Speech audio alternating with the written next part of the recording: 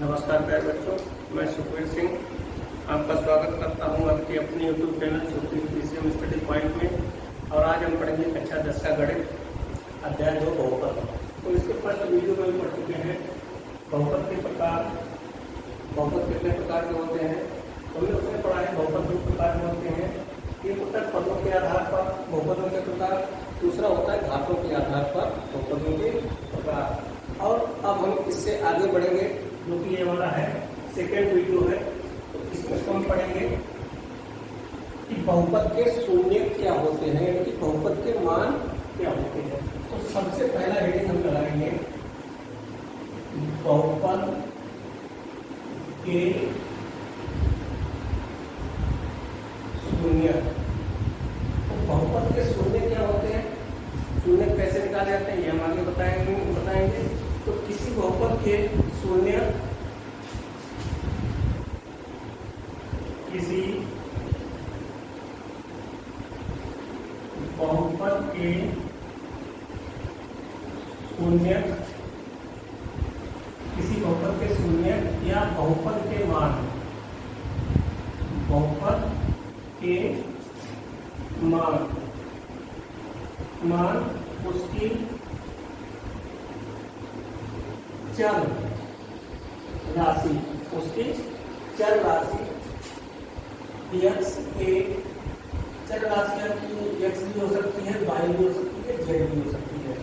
x, y, z यानी कि x, y, z यानी कि वो बहुपद हमारा x के पदों में तो x के मान निकलेंगे, अगर वो बहुपद हमारा y के पदों में तो y के मान निकलेंगे, अगर वो बहुपद हमारा z के पदों में दे रखा है तो z उससे z के मान निकलेंगे। चर राशि की घात, किसी बहुपद के शून्य का मान उसकी चर राशि की घात पर निर्भर करता है। बहुपद का शून्य किस पर निर्भर करता है या बहुपद के मान किस पर निर्भर करते हैं, उसकी चर राशि की घात कितनी है, ठीक है, तो ये उस पर निर्भर करते हैं।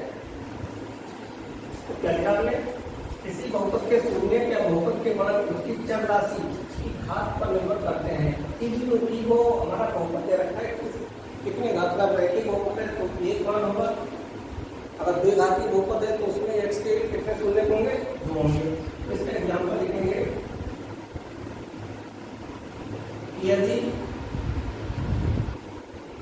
बहुपद रैखिक है या कह सकते हैं एक घातीय बहुपद है, एक घातीय बहुपद है तो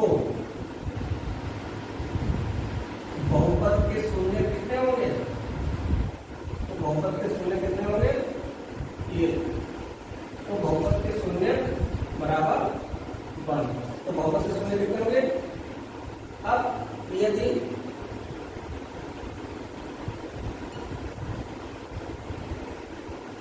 बहुपद द्विघातीय है तो शून्यकों की संख्या कितनी होगी, बराबर 2। यदि त्रिघातीय बहुपद है, यदि त्रिघातीय बहुपद है तो शून्यकों की संख्या बराबर 3। अगर चतुर्थघातीय बहुपद है तो शून्यकों की संख्या कितनी होगी, 4 होगी। तो बहुपद के शून्य किस पर डिपेंड करते हैं कि बहुपद की घात पर डिपेंड करते हैं। कि अगर बहुपद हमारा एक घातीय बहुपद है यानी रैखिक बहुपद है तो उसमें बहुपद के शून्य 1 होंगे। यदि बहुपद द्विघातीय है तो शून्यकों की संख्या 2 होगी। यदि वह बहुपद हमारा 3 त्रिघातीय बहुपद है यानी कि 3 घातीय बहुपद है तो उसमें शून्यकों की संख्या कितनी होगी, 3 होगी। तो इसको नोट करो, फिर हम आगे बढ़ते हैं। अब हम आगे बढ़ते हैं कि बहुपद के शून्य ज्ञात करना। कि बहुपद के हम शून्य कैसे ज्ञात करते हैं। तो इसमें किसी भी बहुपद के शून्यकों को ज्ञात करने के लिए बहुपद का मान क्या होता है, शून्य होता है। तो किसी भी बहुपद के शून्य जब हम ज्ञात करेंगे तो उसमें बहुपद का मान हम क्या रखेंगे, 0 के बराबर। हमने यहाँ पे मान लिया बहुपद px मान लिया, तो px बराबर क्या हो गया, 0। तो किसी भी बहुपद के शून्य ज्ञात करने के लिए बहुपद का मान हमेशा कितना होना चाहिए, शून्य होना चाहिए, तभी हम उस बहुपद का मान हम बहुपद के शून्य को के मान ज्ञात कर सकते हैं। अब यहाँ पे लेकिन रैखिक बहुपद के शून्य कैसे निकालेंगे, रैखिक बहुपद के शून्य ज्ञात करना। रैखिक बहुपद क्या होता है बेटे, एक घातीय बहुपद होता है। रैखिक बहुपद हमारा क्या होता है, एक घातीय बहुपद होता है। अब जैसे यहां पे मान लिया हमने, माना रैखिक बहुपद हमारा दे रखा है, रैखिक बहुपद दे रखा है हमारा px बराबर दे रखा है, मान लीजिए 4x प्लस 3 दे रखा है, 4x प्लस 3। अब हमें इसमें क्या करना है, इसके शून्य ज्ञात करने हैं। हमने क्या आइडिया मतलब रैखिक बहुपद के शून्य ज्ञात करना है। तो अब हमें इसके शून्य निकालना है। तो यहाँ पे लिखेंगे माना रैखिक बहुपद का कितने शून्य निकलेंगे, एक शून्य निकलेगा। तो माना रैखिक बहुपद का शून्य बराबर क्या मान लिया हमने, k। क्या मान लिया, k। जब k मान लिया तो यहाँ पे क्या होना चाहिए, तो यहाँ p k का मान हमेशा कितना होगा, 0। तो इसको चाहे तो समीकरण 1 डाल दो। तो यहाँ पे समीकरण 1 से, तो यहाँ पे 1 से क्या रख देंगे, k रख देंगे। तो यहाँ p k बराबर हो जाएगा 4k प्लस 3। अब यहाँ पे क्या दिया हुआ, p k का मान हमें कितना दे रखा है, 0, यानी p के बराबर कितना है, 0। यानी कि बहुपद के शून्य ज्ञात करने के लिए बहुपद का मान क्या होना चाहिए, 0। जब 0 मान होगा तभी हम उस बहुपद के शून्य को हम ज्ञात कर सकते हैं। इससे पहले बहुपद के शून्य ज्ञात नहीं कर सकते हैं। तो यहाँ पे हमने 0 रख दिया, तो 4k बराबर 4k प्लस 3। अब यहाँ क्या हो गया, 4k प्लस 3 बराबर 0। अब यहाँ पे क्या आ गया हमारा, तो 4k बराबर, अब ये 3 इधर प्लस है, दूसरी तरफ जाएगा क्या हो जाएगा माइनस, तो 4k बराबर -3। तो k बराबर कितना हो गया, -3/4। तो इसका मान कितना आ गया, 3/4। तो इसके शून्य कितने आ गए, तो यहाँ लिखेंगे अतः रैखिक बहुपद का शून्य, अतः रैखिक बहुपद क्या लिया हमने, रैखिक बहुपद लिया है px बराबर 4x प्लस 3 का शून्य -3/4 है। कितना है, -3/4। और यही हमारा क्या हो गया आंसर। तो हम इस तरीके से किसी भी बहुपद के शून्य को हम ज्ञात कर सकते हैं। अगर यहाँ पे द्विघात बहुपद होगा तो उसके शून्य 2 होंगे, ठीक है। तो इसको आप नोट कर लो, फिर आगे देखते हैं। अब हम आगे निकालेंगे द्विघात बहुपद के शून्य। अब आगे हम निकालेंगे द्विघात बहुपद के शून्य, यानी कि यहाँ पे ऐसा बहुपद लेंगे जिसकी घात कितनी हो, 2 हो। तो यहाँ पे तो द्विघात बहुपद हमने ले लिया है px बराबर ले लिया है x² - 1। px बराबर क्या ले लिया हमने, x² - 1।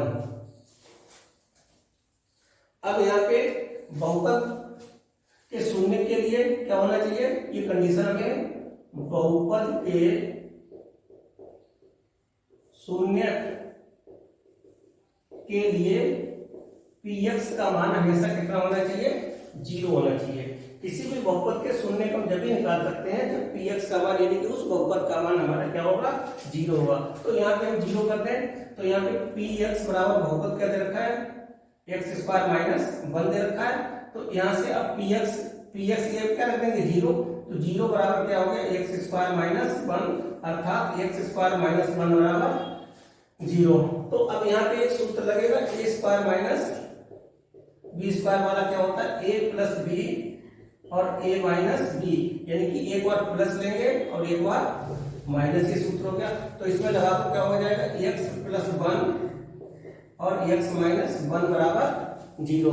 अब एक बार क्या टेक करेंगे, टेक करेंगे x प्लस 1 बराबर 0, x प्लस 1 0 बराबर ले लेंगे तो x बराबर कितना क्या माइनस 1। एक बार टेक कर लेंगे, क्या टेक करेंगे x माइनस 1 बराबर 0, तो x बराबर कितना आ गया 1, x माइनस 1 बराबर 0, तो x बराबर क्या आ गया 1। तो यहाँ पे बहुपद के शून्य कितने हैं, एक आ गया -1, एक क्या आ गया +1। तो यहाँ पे लिखो अतः द्विघात बहुपद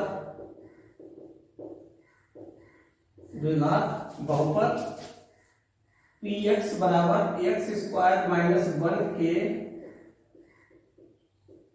शून्य 1 तथा -1 है।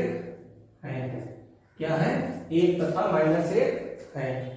या इनको एक तरीके से और ज्ञात कर सकते हैं, x स्क्वायर बराबर करेंगे 1, तभी यहाँ पे x द्विघात समीकरण है, जब इसका वर्गमूल लेंगे तो इसका मान एक प्लस में आएगा, एक किस में आएगा माइनस में। तो इस तरीके से ज्ञात करो, तो ये हमारे द्विघात बहुपद के क्या है हमारे शून्य का है। तो इस तरीके से हम द्विघात बहुपद के शून्यकों को ज्ञात कर सकते हैं। अब यहाँ पे एक महत्वपूर्ण पॉइंट है, यहाँ से 1 नंबर का क्वेश्चन आपका पूछा जाता है कि आपको कोई बहुपद दे दिया और पूछेगा कि इस बहुपद में शून्यकों की संख्या कितनी है, तो वो आप उसकी घात देख के बहुपद की घात को देखकर बता सकते हैं कि इस बहुपद में शून्यकों की संख्या 1 है। अगर वो एक घातीय बहुपद है तो उसके शून्यकों की संख्या 1 होगी उसमें। अगर वो बहुपद हमारा द्विघातीय है तो उसमें शून्यकों की संख्या 2 होगी। अगर वो बहुपद हमारा त्रिघातीय है तो उस शून्यकों की संख्या कितनी होगी 3। अगर वो बहुपद चतुर्थघातीय बहुपद है तो उसमें शून्यकों की संख्या कितनी होगी 4। और यहीं पे अगर वो n घातीय बहुपद है, अगर उसकी घात यानी चर राशि की घात n है तो उसमें बहुपदों की संख्या कितनी होगी n होगी। ठीक है, तो शून्यकों की संख्या कितनी होगी n होगी। तो बहुपद के शून्यकों की संख्या डिपेंड करती है बहुपद की जो चर राशि है, यानी कि x की घात पर डिपेंड करती है कि उसमें कितने शून्य होंगे। तो यहाँ पे एक नोट पॉइंट लिखेंगे,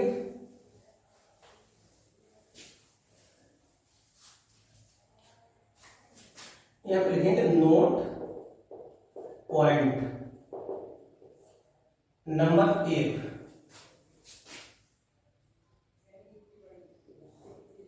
एक घातीय बहुपद में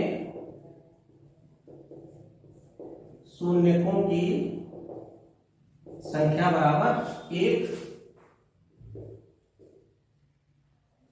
स्टार मतलब स्टार।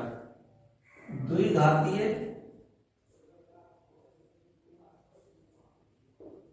बहुपद में शून्यकों की संख्या बराबर 2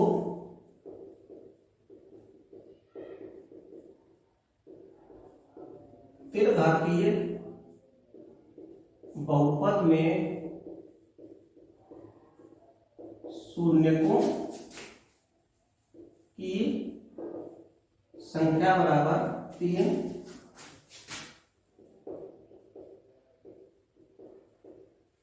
चतुर्थ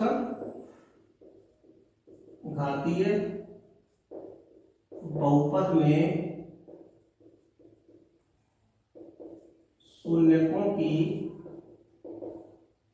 संख्या बराबर 4। अगर वो हमारा बहुपद n घातीय बहुपद है, यानी कि n घात वाले बहुपद में शून्यकों की संख्या बराबर कितनी होगी n होगी। तो बहुपद के शून्य डिपेंड करते हैं कि वो बहुपद हमारा कितने घातीय। अगर एक घातीय बहुपद है तो उसमें शून्यकों की संख्या 1 होगी। अगर द्विघातीय बहुपद है तो उसमें शून्यकों की संख्या 2 होगी। अगर वो त्रिघातीय बहुपद है तो उसमें शून्यकों की संख्या 3 होगी। अगर वो चतुर्थ घातीय बहुपद है तो उसमें शून्यकों की संख्या 4 होगी। अगर वो n घातीय बहुपद है तो उस बहुपद में शून्यकों की संख्या कितनी होगी? n होगी। तो यहाँ तक आपको समझ में आया होगा। तो फिर मिलते हैं नेक्स्ट वीडियो में।